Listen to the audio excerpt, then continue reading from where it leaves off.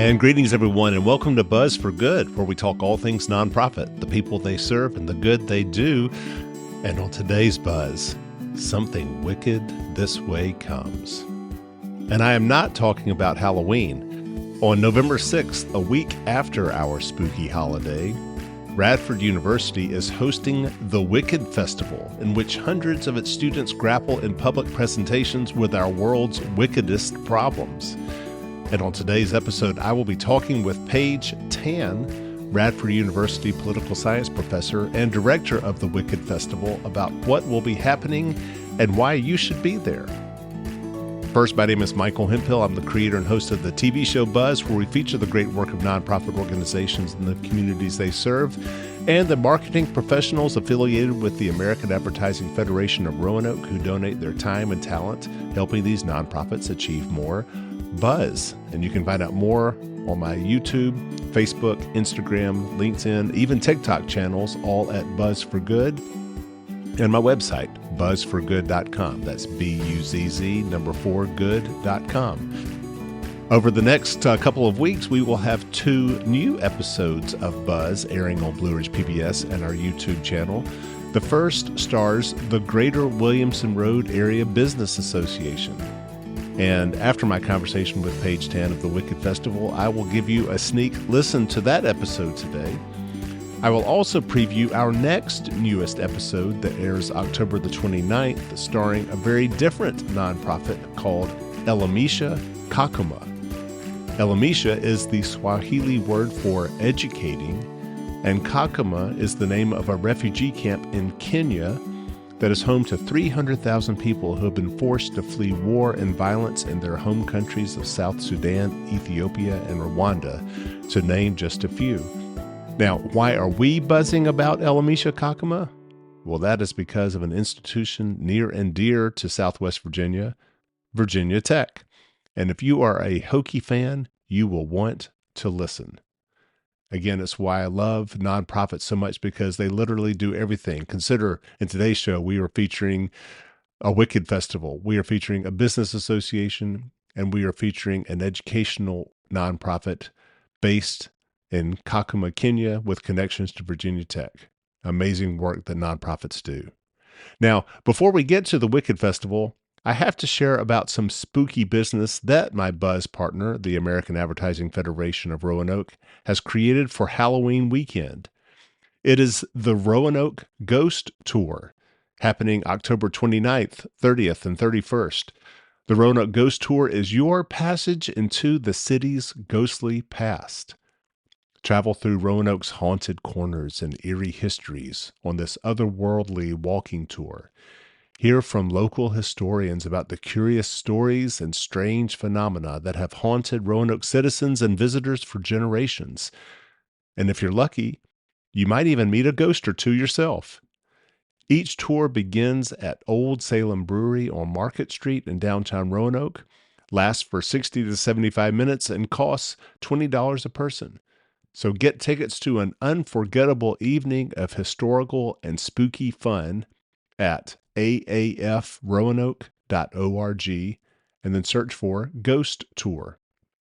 Again, that's aafroanoke.org/Ghost Tour. So that's the Roanoke Ghost Tour on October 29th, 30th, and 31st. And here is my conversation with Paige Tan about Radford University's Wicked Festival, happening the following weekend on November the 6th. And it is my pleasure to welcome here to Buzz for Good, Paige Tan, who is a political science professor at Radford University and the director of the Wicked Festival. Welcome. Thank you so much, Michael. I'm so glad to be with you. Yes. Now, how does a political science professor get involved with something that's known as the Wicked Festival? Well, we found this way of teaching called Wicked Problems. And basically, you're engaging students on really tough public problems that are complex, and you try to get them to solutions. It's based on a book by a man named Paul Hanstead. It's called Creating Wicked Students. And we're not trying to make them evil. We're trying to create students who have that all the qualities that it takes, and I know we'll get into this, but all the Yeah. qualities that it takes to solve really tough public problems. And so I found this pedagogy. We found it. There was a book group at our university about 4 years ago, Uh-huh. and we just found it was so powerful. You could see it from the very first Wicked Festival that by giving the students the chance to solve problems and to take them seriously as problem solvers, that it was something really transformative. I had a student at the very first festival, and she said, I didn't want anyone to talk to me. I was scared. But then once I started talking, she said, I just wanted to tell everybody about my solutions. And I knew, I said, this is really something special. So I work on a lot of different kinds of public problems. And the neat thing is that it's not just for political scientists. We have, at this Wicked Festival coming up in November, we have faculty from all 7 of Radford's colleges. So it means it's totally Wow. interdisciplinary. It's totally from the ground up, from the professors and the students who love it. And so we're really excited. All right. Well, I want to get to, what are some of the wicked problems that your students this year are going to be working on, but give us a taste of what's happened in the past. So this is which year is this? This is well, so we're calling it Wicked Nine. Wicked So Nine. it's we're into our 5th year. Okay, fifth year. And you do this twice a year? We do, yeah, Okay, each semester because it's integrated into the courses, sure. and so we have to offer it both semesters. So depending on when your course is offered.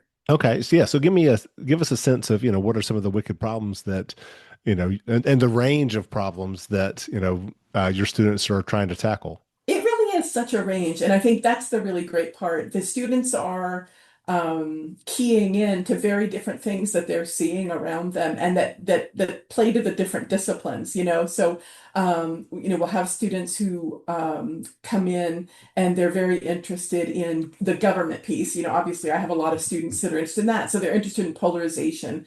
They're Hmm. interested in gerrymandering and those kinds of things. How can we stop gerrymandering of districts and things like that? But also just look at what's happening in our society. I mean, there's like AI, and how do you regulate that? Do you regulate it? How can you get the good and forestall the bad? Yeah. So we do have a lot of students who are interested in AI this semester. We have a lot of students. Some of the quintessential wicked problems things have to do with climate. Hmm. And so we have a lot of students who are interested in climate change, sustainability, and those kinds of things. Just to give you something about me personally. So I teach a course about dictators.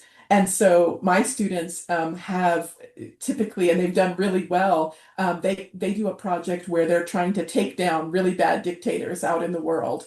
And they have gotten recognized with many awards for those projects because it's just so compelling, the idea that you're gonna, use nonviolent resistance and you're gonna, challenge these really powerful and sometimes violent people. So. Yeah. Once again, joined here on Buzz for Good by Paige Tan, who is a political science professor at Radford University and the director of the Wicked Festival, which is coming up Thursday, November the 6th from 5 to 8 p.m. at Radford University. And uh, you were sharing, how there's some quintessential wicked problems that your students are tackling, like climate change, or maybe, the influence of social media and how it's polarizing our country. But are there some? I mean, I would imagine that the first year you did this 5 years ago, perhaps the term AI wasn't even out Yeah. there. So, which kind of speaks to just how radical our society is changing just over the course of 5 years. And now AI is everywhere. It's true, and the students are tackling it, and we're seeing more things like autonomous weapons and things that may not have been there in the first Wicked Festival. But yeah, the quintessential Wicked problems are things like poverty, inequality, and this is one of the characteristics of Wicked problems is that you can make a dent in them, but you don't just solve them in one day. And so we're trying to teach students that to take your piece of the problem and make some improvement. Hmm. Hmm. Um, So walk me through if I were to show up on November the 6th at 5 p.m. at Radford University. Where am I going? And what am I seeing once I walk into the space? Okay, that's wonderful. So we are in the beautiful Artist Center, which is our new building on campus, and Hmm. we're taking over several floors of the building. And so you'd find welcome tables, and you'd find we're hoping 735 students Wow. who are going to be there. It's going to be our biggest Wicked ever.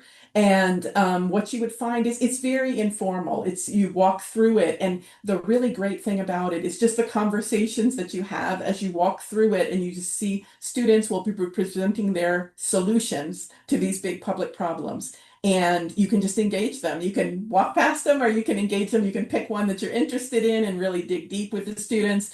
And, we're looking for the students to get the experience presenting, of course, and sharing their ideas, but also getting feedback from people who agree and disagree. So Hmm. you'd be walking through and just taking your time. We have some snacks and things for people as well. And then that goes on. The students take turns. First, they're presenting, perhaps, and then they take turns the other hour, and they are the audience for the other student presenters. Interesting. Okay. Yeah, so we've sort of solved that problem. Getting audience for student presentations sometimes is a challenge. Hmm. And so, but we have this sort of reciprocity that the students do for each other.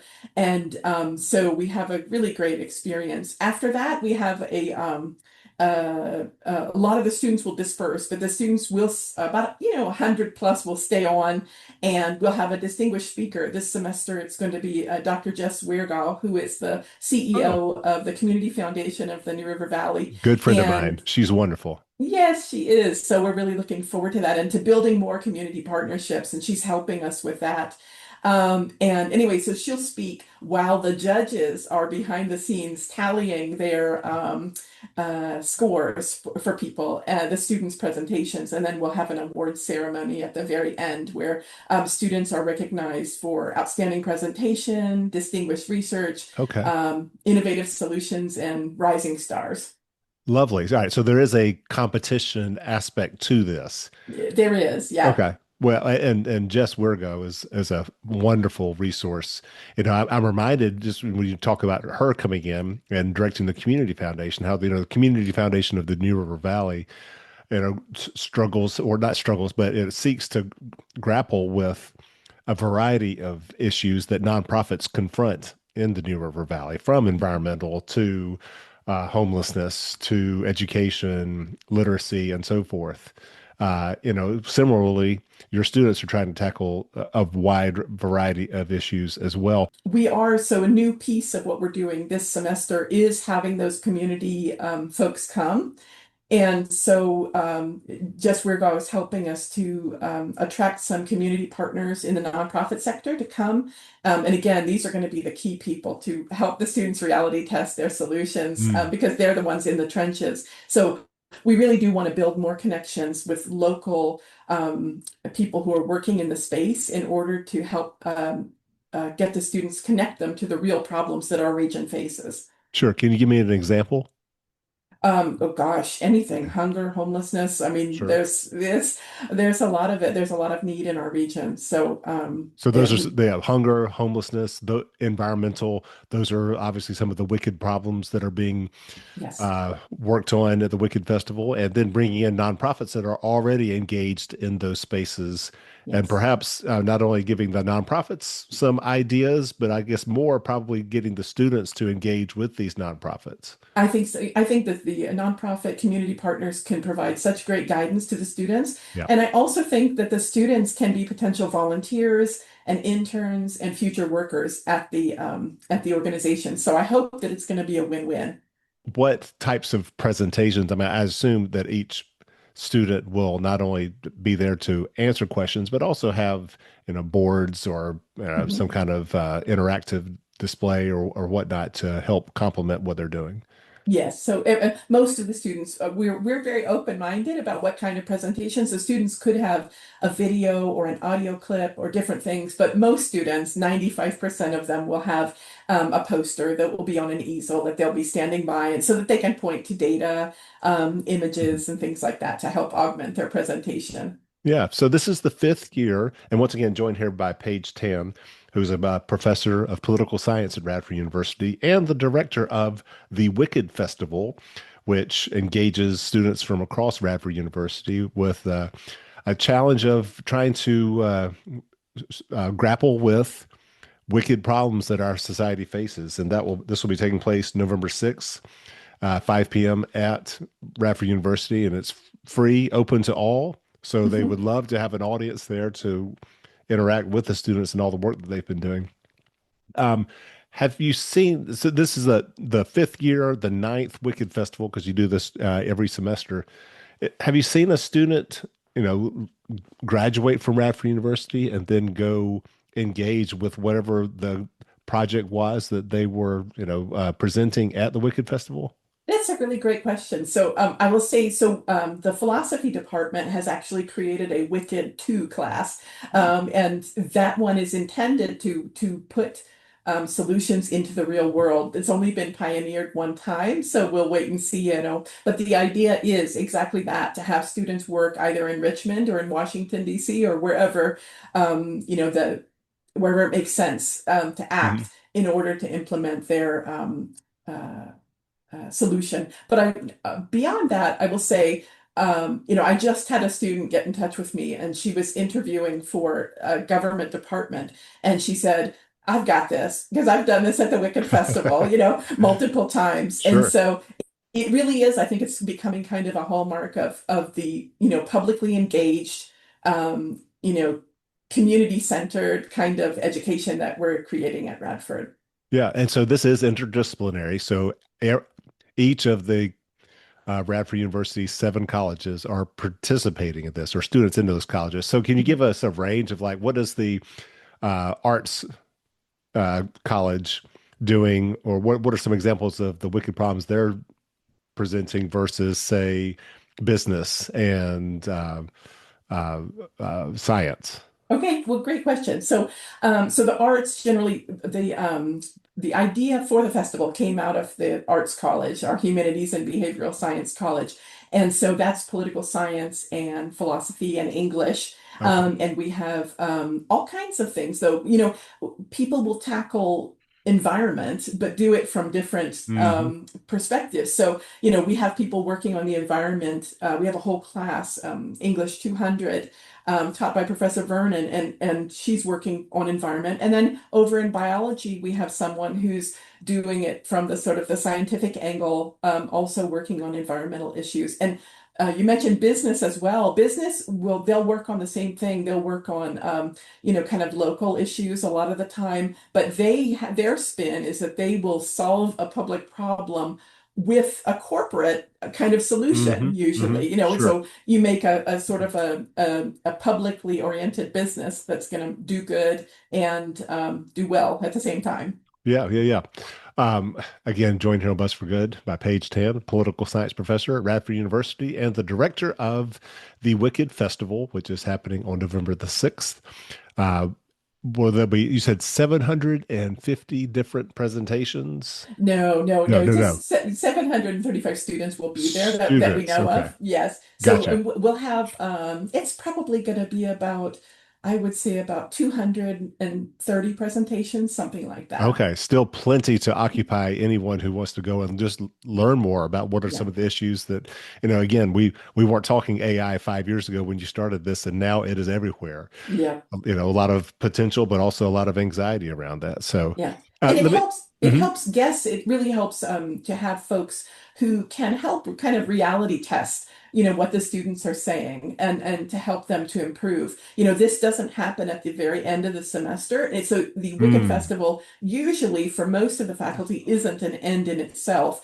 Usually the students are going to interact with what they learned at the festival and then do something with it. For the rest of the semester, that might be just in sort of improving their solution, or it might be writing a policy memo to a decision maker, all kinds of arrays of things Mm. that the faculty will do.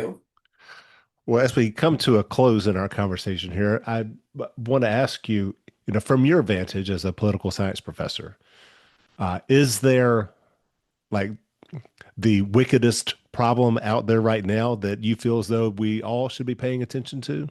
I think many of us know it. For me, in our country, I feel the polarization. But yeah, Yeah. as a political scientist, because I study other countries that Mm, have sort of devolved into this kind of thing. And as I told you, my specialty is authoritarianism, and so I feel that very much. So I hope to do whatever pieces I can of helping students to understand, how to not hate the people that they are working against sometimes, sure. but to love them and to care for them and to want the world to be better for them too. And I think honestly that kind of approach would help us immeasurably.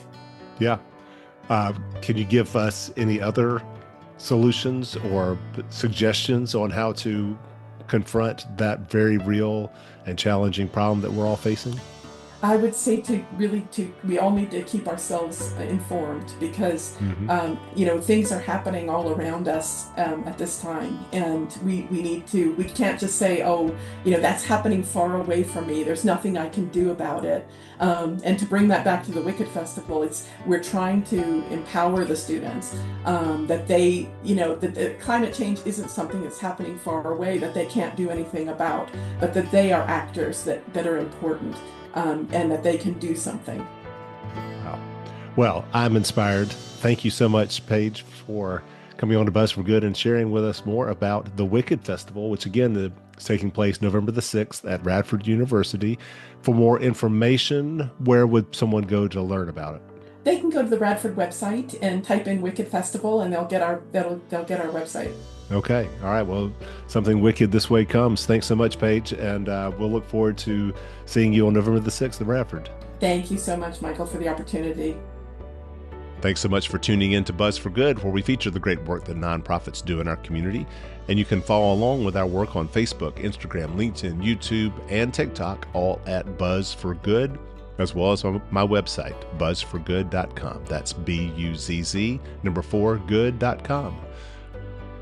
Coming up this week on Blue Ridge PBS and our YouTube channel at Buzz for Good, we have a new episode of Buzz starring the Greater Williamson Road Area Business Association. And so next on the show, I want to give you a sneak listen to that episode in hopes that it will inspire you to tune in to PBS on Wednesday night at 7 p.m. or our YouTube channel anywhere at any time to watch this episode about Roanoke's Main Street. Usually on Buzz, we feature nonprofits that serve the plights and passions of people, from disabilities, homelessness, literacy, the environment. But on today's episode, our 75th, by the way, we're doing something a little different. We're highlighting a road. It's a stretch of asphalt that began more than 100 years ago as a meandering path of dirt. The businesses along it have had a similar evolution, from farmers to drive-ins to massage parlors to today being the most ethnically diverse community in Southwest Virginia. Produced in partnership with Roanoke Valley Television, this Buzz stars the Greater Williamson Road Area Business Association, which, as I learned, is a nonprofit that really serves the plights and passions of people. Williamson Road is a great road. We actually go from just before Hotel Roanoke all the way to Tinkers Creek in the county, which is just beyond Hollins University. And so between point A and point B, if you will, there are over 650 businesses that we have contact with, several of which are members of the association directly. If you're looking for a driving tour back to Williamson Road's founding, it's best to ride shotgun with former Roanoke mayor and local historian Nelson Harris. Well, Williamson Road, as we know it today, really began in 1912 by farmers who needed access to the city market. And they had petitioned the county, because this was in Roanoke County at that time, to create a road, and really had gotten nowhere. So they pooled their own funds together to actually build a road from this area into downtown Roanoke. It went through a farm that was owned by a Mr. Williamson. In fact, much of the road went through his farm, and that is how Williamson Road got its name. In 1923, Williamson Road became part of the Lee Highway system connecting Washington, D.C. and Bristol. In 1932, Williamson Road became part of US 11, the interstate of its day. And then in the 1940s, after World War II, is when Williamson Road just exploded in growth and in commerce and in business. So we had the post-World War II boom in residential development. And between 1940 and 1960, over 3,500 residential lots were developed here in the Williamson Road area. And with that, of course, came schools, came businesses, and really then became the Williamson Road as many of us who grew up here in Roanoke came to know it. But then the real interstate system reached Roanoke. And so with the creation of Interstate 81 and then the spur of 581 into Roanoke, it took a lot of vehicular traffic off of Williamson Road. And so all the strip motels that were here on Williamson Road struggled. The businesses that were here on Williamson Road began to struggle because all of that traffic now was being handled by the interstate system. The motels, shops, and restaurants of yesteryear became massage parlors, thrift malls, and adult bookstores. But a group of business owners began to fight back and reclaim their storied past, best exemplified by the creation in 1981 of the Greater Williamson Road Area Business Association. They were trying to make it financially, but some of them were really very much struggling. And so they wanted to go to the city, they wanted to go to the county, because Williamson Road goes from one to the other. And they wanted to ask for funds. They wanted to have the funds to help them grow, whether facade work, whether it's the road work, whether it's advertising. They were starting at the grassroots part of everything that we now take for granted today.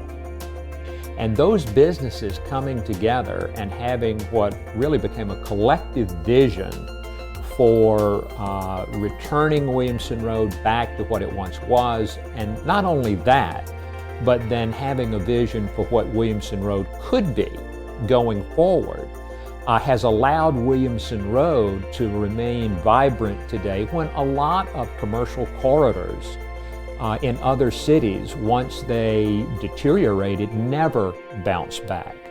And so, due to the yeoman efforts of the Business Association and local businesses to create an eclectic, diverse economic mix of businesses along Williamson Road, certainly allows Williamson Road to remain, and hopefully for many, many decades to come, Roanoke's Main Street.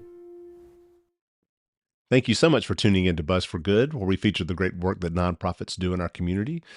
You are currently listening to our newest episode of Buzz featuring the Greater Williamson Road Area Business Association, which premieres this Wednesday on Blue Ridge PBS and our YouTube channel at Buzz for Good.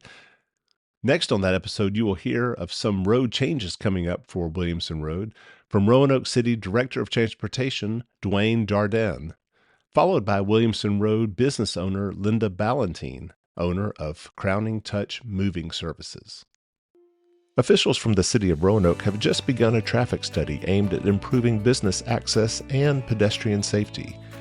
They're working together with a steering committee consisting of businesses, neighborhood groups, and nonprofits. Over the next 6 months, we have, number one, created a center turn lane. What does that do? So that allows safer ingress and egress to the businesses. There's over 100 businesses along Williamson in this corridor, and we want to make sure that they have safe ingress egress. And what's that? That's it, essentially entrance and exit into the businesses. That's important. We heard that as part of our focus groups, and we heard that as part of the steering committee. Yeah, in terms of intersections, so we have coordinated all the signals so that you can see a free flow of traffic through the corridor. But that also means that you have timing so that pedestrians can get across the intersections, and that's a safety consideration. We're going to repave in 2026. So it'll be late spring or early summer when we see those changes occur. We've got to decide between now and then, are we going to proceed with the demonstration striping, or are we going to iterate and do it maybe a little differently? The future for Williamson Road is looking bright thanks to community and business input fostered by the Greater Williamson Road Area Business Association and its membership. Williamson Road is great. 24,000 cars a day in the first place go by my location down here at this end. I'm at the north end of Williamson. But the association I've been a member of the association for so many years I can't even count. But I've met so many people that have been critical to my business. I met my banker there. I met my accountant there. I've met countless other people that have been customers or that I have moved. But it is just a great place to make business contacts. What I have seen is a lot of infrastructure work out here at this end of Williamson Road as they move towards the city with their improvements. They're putting in sidewalks, they're putting in fiber. They just upgraded the transformers, and and the roads out here are in good condition.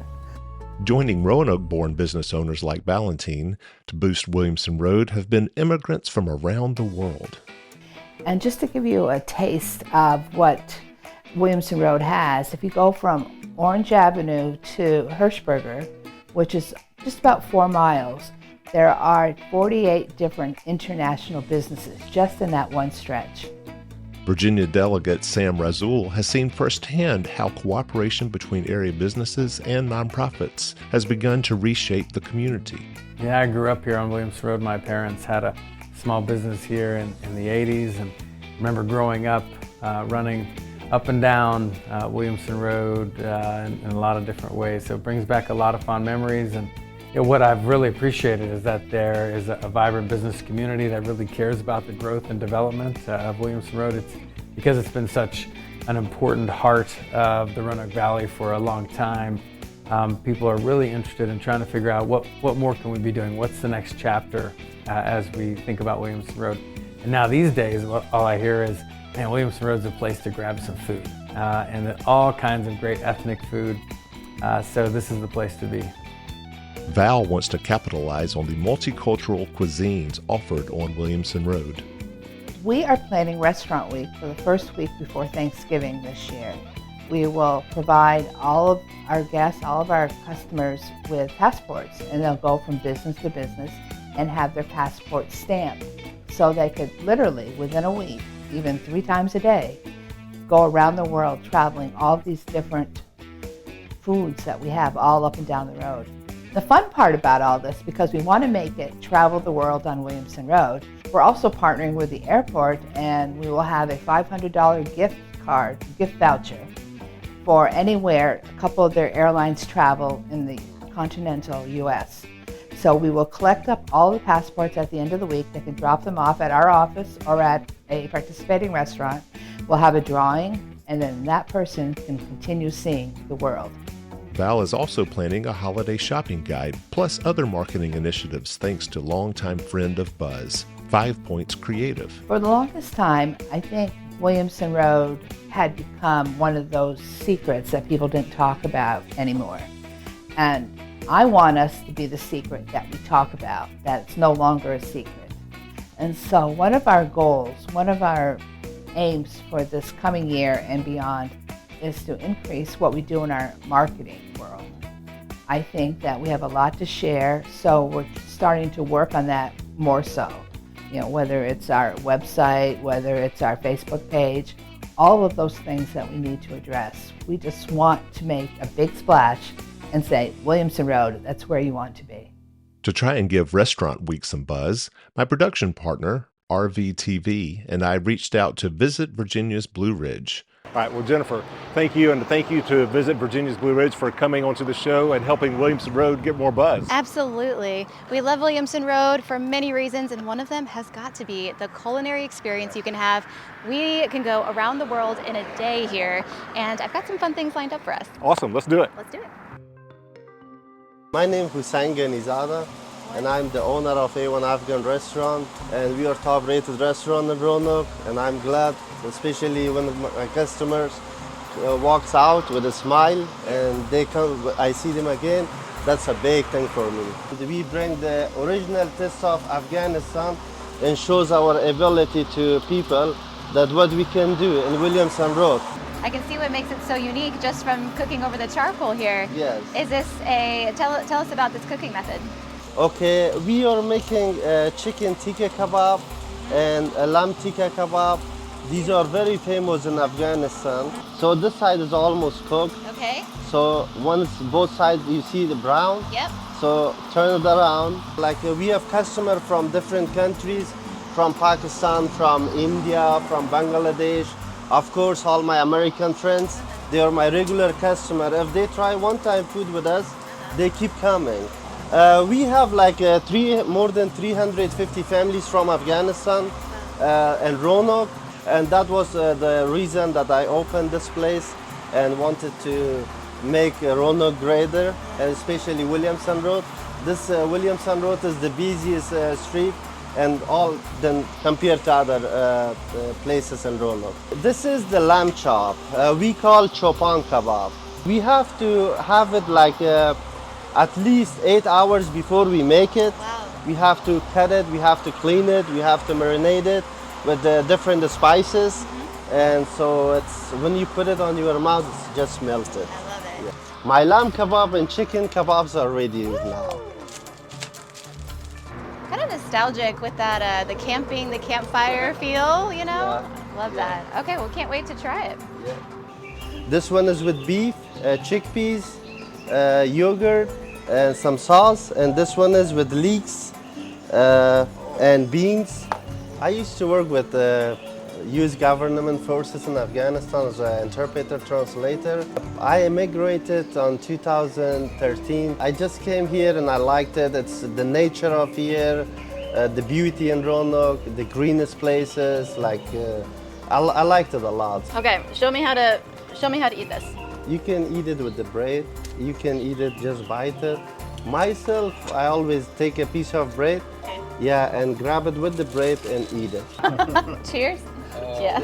Yes.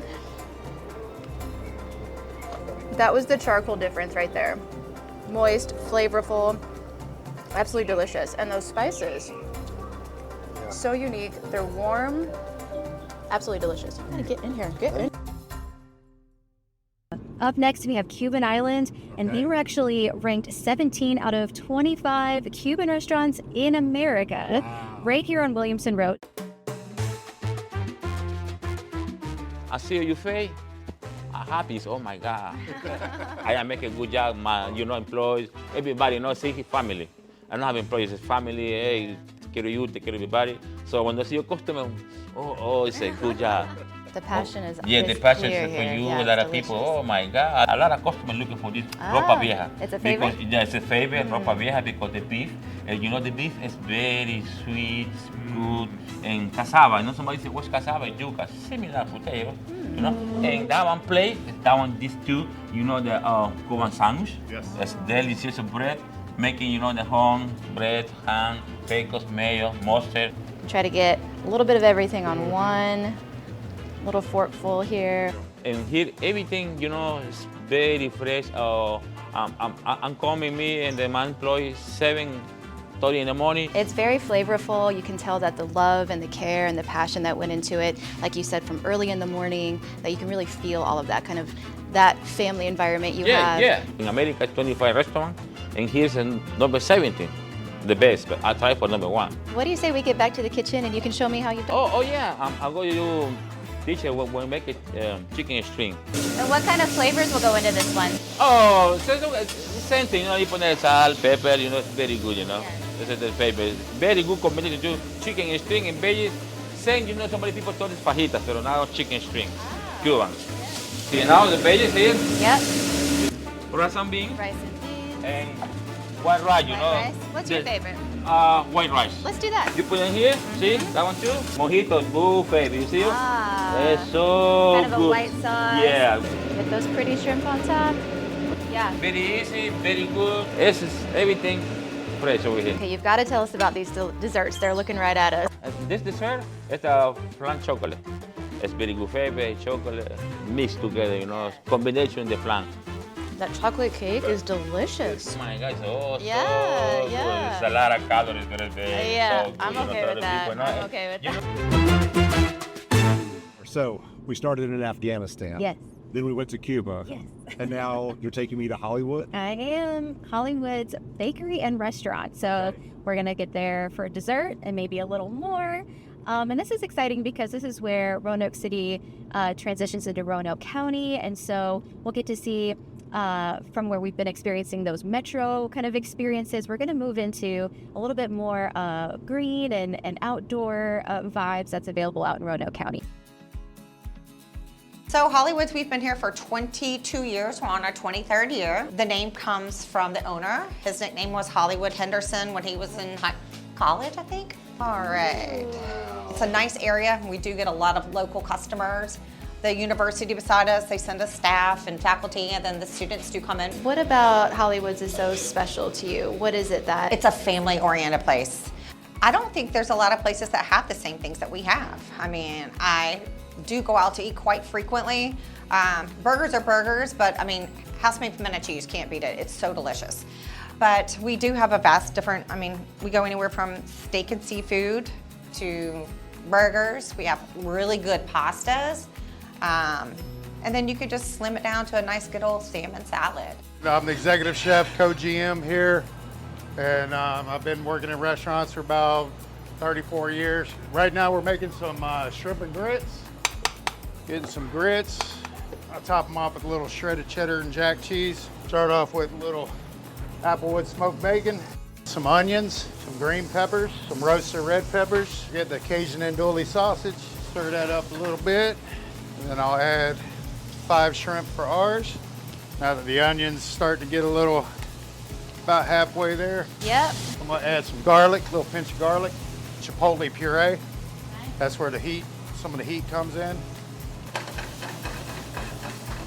All right, and this part, I hit it with a little bit of Worcestershire sauce or Who's Your Sister sauce. Splash of lemon juice, throw a good ladle of chicken stock in there. So do you get to create the menu yourself here? Yep, I inherited some of it, and then I've been adding along over the past, 14, 15 years I've been here. Yep. All right. Cheese grits. Remember the grits I put in the salamander? I do now. I just top it with a little green onions here. Razzle dazzle. Razzle dazzle. Order up. So we just finished up here, but I've been told we cannot leave without having some of their dessert. This is one of my personal favorites. It's the coconut cake. Can't go wrong with it. It's light. This one's an old goodie. It's a Hello Dolly. So it is butterscotch, chocolate chips, coconut, walnuts, condensed milk, graham cracker crust. Thank you so much. You're welcome. You have taken me around the world today, but it's nice to be back in Roanoke. Yep. Hotel Roanoke, that is. Hey. All right, well, I'm excited to introduce you to the 1882 bar here at the Hotel Roanoke, right next to the Pine Room restaurant. We're gonna meet Henry Hill, the lead mixologist, and try some of his original recipes. What are we thinking about having? Well, little birdie told us that you won an award for a particular one that you made. Well, little birdie might have told you correctly. I think I've made that a few times. You're speaking of No Place Like Home, Virginia Spirits Cocktail of the Year. But I might need a little help to make the cocktail if y'all are game. You think you can do it? Yes. All right, come on back. So we're gonna start with putting these down here. And the very first ingredient in this is going to be mead. So the mead is actually from Atheling Mead Works. Atheling they have a tasting room that's located downtown, and that's going to serve as a blanket for us. Very good. This is the Vesper meets a peach cobbler, essentially, when it comes down to the cocktail itself. Flavor profile. Flavor profile nice that we're and going warm for. and cozy. I love it. Absolutely, and we're all Virginia sourced products. So we're talking about Sears Vodka from Richmond, and we're also talking about our very own Brady's Distillery from Roanoke, Virginia. So we love that. We're gonna do about an ounce of vodka here. Here's an ounce here. And I'm gonna count for you as you go to make this part. You think we can do it? Let's go for it. 1, 2, 3, 4. You remember? I just stopped when you stopped, so that works out. That works out. So 2 count of that in here in our cocktail shaker. That's about a half ounce. Go for it. Here we go. Here we go. And that's gonna be 2, 3. Yes, that feels good. Okay. Yeah, it was a little slow on the roll. Now we're gonna get a little peach involved. So this is gonna be some peach puree, and we're just gonna pour like we're at home. So we got a little bit of a pour there. I love peach. That's perfect. Right good? there. Yeah, okay. that's perfect. This also has hibiscus tea in this cocktail, so I'm gonna let you feel that out. Aquafaba is going to be a vegan substitute for egg white. It's actually chickpea liquid. So for anybody who has chickpeas at home, make sure not to throw out that juice. It's liquid gold. And it's going to give us a nice froth on top. So we're going to put a couple of squirts in there of that. We're just gonna squeeze half a lemon into our glass. So we're gonna put a scoop of ice in each. I'll ice you. Boom. Now here comes the fun part. Ooh, look at her go, look at her go. We wanna make sure, yeah, put that finger on top and we're perfect. We're gonna keep shaking because we're gonna make sure we get that froth going really nicely for this cocktail. And like I said before, that meat's gonna act like a blanket. So as we feel it nice and cold on our fingers, we're gonna take our hawthorn strainer and put that on top. And we're just gonna pour that right on top of this mead. And that mead is gonna act as a nice little beautiful blanket for this whole entire cocktail, bringing everything together, hugging all of those ingredients in just the perfect way. Dehydrated candy, lemons. And let's just go ahead and throw it right on top. And there you go. So pretty. We now have no place like home. I think that works. I think it works. It works. Well, Jennifer, thank you and Visit VBR for taking me on this around the world culinary tour of Williamson Road. Absolutely. You know, the beautiful thing is we just kind of scratched the surface. Yeah. And we could have gone Egyptian, we could have gone Italian, Mexican, Guatemalan, Vietnamese, Asian, on and on and on. We've only got a half-hour show though, so we had to stop somewhere. I guess that means we'll have to do this again. Let's do it. Thank you so much. You're welcome. That was our episode of Buzz that airs this Wednesday on Blue Ridge PBS and our YouTube channel at Buzz for Good.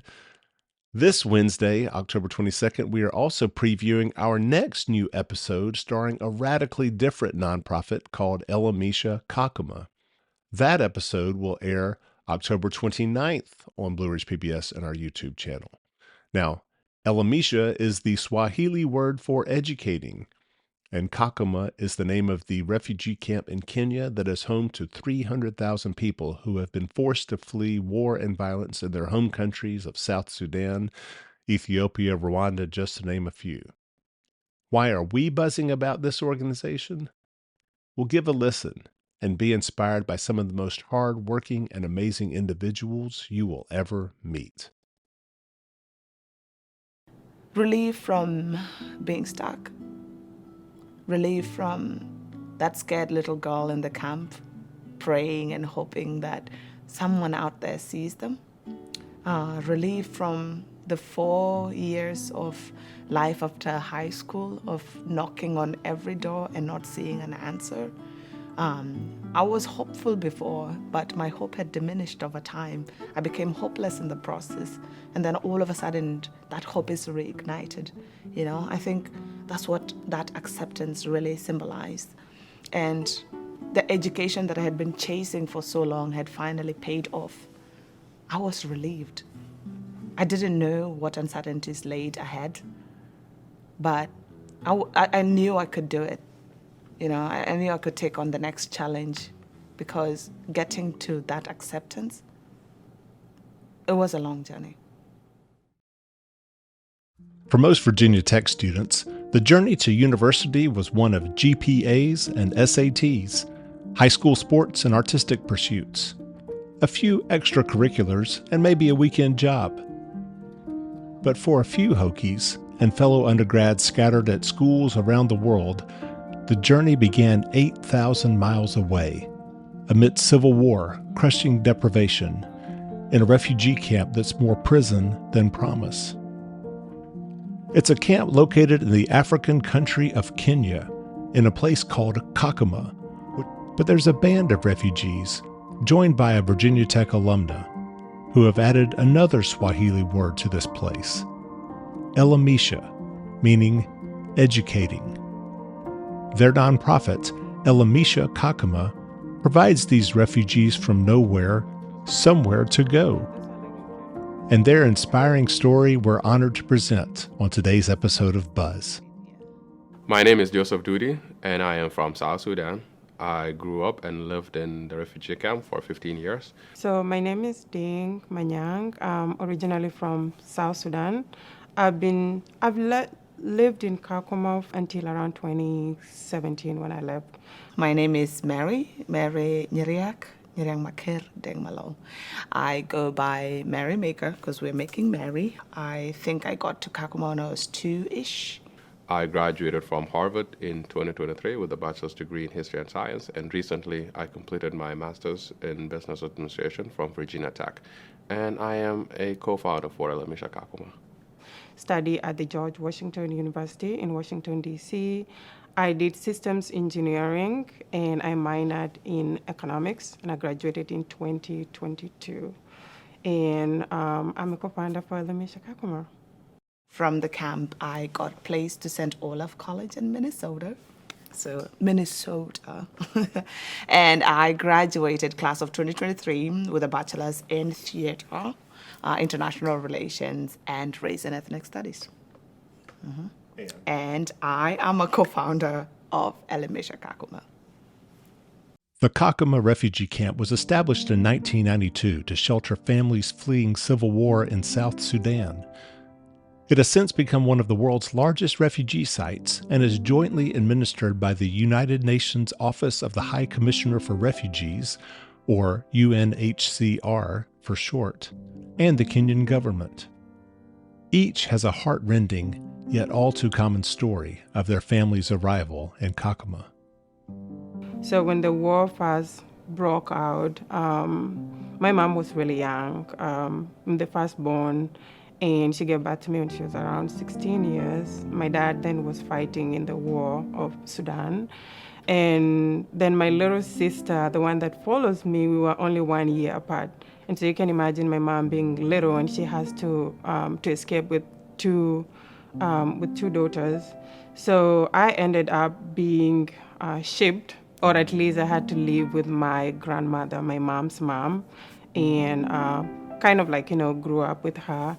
And then my mother, she had already moved to Kakuma then, and so I joined her later on at the age around 4 or 5. Can't really tell exactly, but it's really like similar, typical story of just have to run because the war happened, and you find yourself in Kakuma. What was designed to be a temporary refuge has become a permanent settlement for its war-stricken inhabitants, who can neither return home nor leave the camp.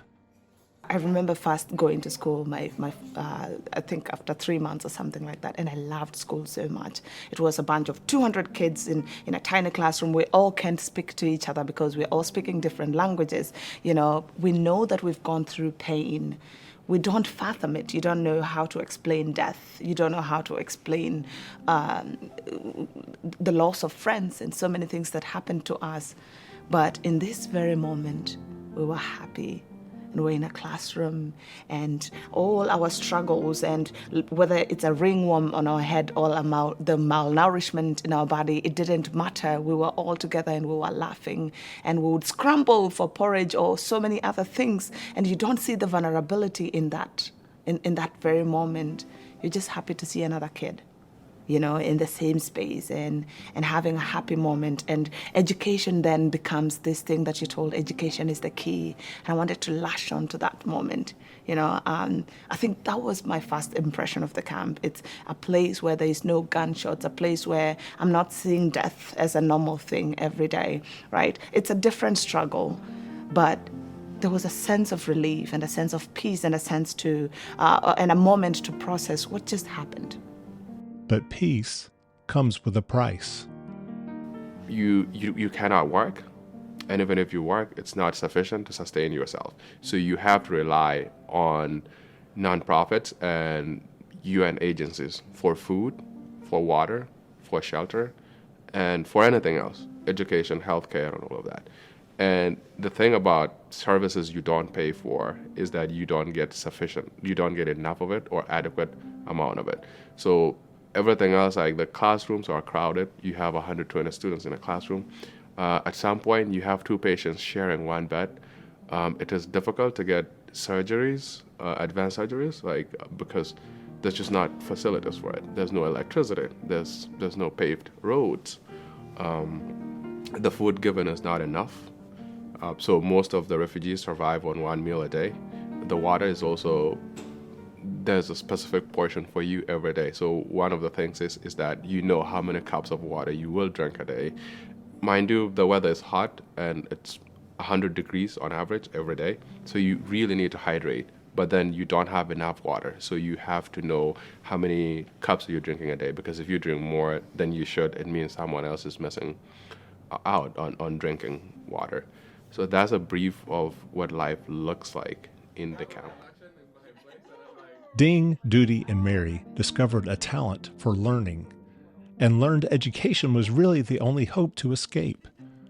They qualified for a university access program based in Rwanda, where they met Deirdre Hand, a Virginia Tech alumna who first began helping refugees as an undergraduate volunteering in Roanoke, Virginia, teaching literacy to Somali immigrants.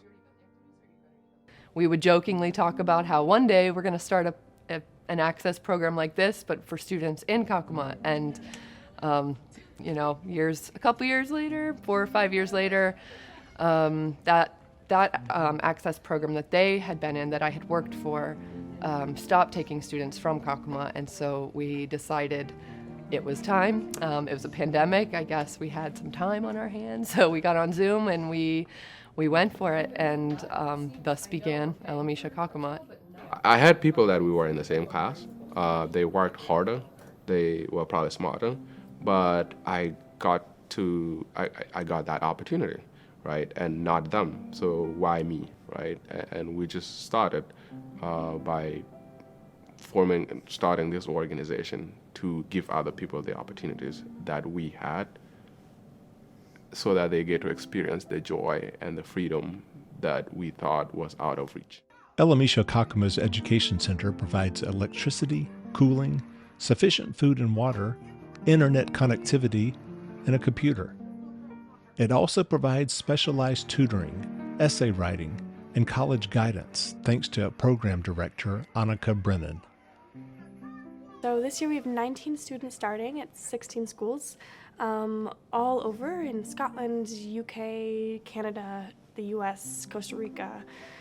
So we have a student at Northwestern, at Berkeley, at McAllister, at St. Olaf, at McGill, at University of Toronto, at Edinburgh, at Exeter, at Winchester, at Brandeis, at Bennington, at Elmhurst, at Virginia Tech, at Virginia Tech. The Kakuma connection to Virginia Tech was inspired by Deirdre Hand's former professor, Brett Shadle, whose academic research focused on African history, and who had recently founded the Virginia Tech Center for Refugee, Migrant, and Displacement Studies, or CRMDS for short. I think one of the main areas is the tutors that we recruit from amongst Virginia Tech students to work with the Elimisha Kakuma students. So our Virginia Tech students volunteer. They get up early, they stay up late to Zoom with the students, tutor them during the classes that we have, and work with them on college applications, exploring different colleges, helping them brainstorm their college applications. And so it's really wonderful what the Virginia Tech students are willing to do, and they learn a lot and they make real friendships with the Elimisha students. Helping fund the initiative is the Cranwell Family Foundation, based in Blacksburg and led by David Clubb. Well, we kind of lean into our locally grounded, globally minded ethos because we really believe that we're all interconnected and interdependent in so many ways. So we like to say, if whatever happens in Vegas stays in Vegas, we know that's not true when it comes to our shared humanity. So we believe that whatever happens in Kakuma doesn't stay in Kakuma. It actually echoes here, even in Blacksburg, Virginia. So when a student in the refugee camp is denied access to education, it's not just their individual potential that is lost, it's lost all of their potential to impact the world. And so we believe that firmly, and that's why we wanted to get involved and help to support Elimisha Kakuma. There are too many organizations where outsiders step in and explain what needs to be done without asking. This was an organization where Mary, Duty, and Ding could tell us what was needed because they had lived it. Brilliance is not restricted to one country or one place. There's an enormous pool of talent in Kakuma that is ready to be unleashed, and what they need is an opportunity. That's all they're asking, is just the opportunity to show what they can do.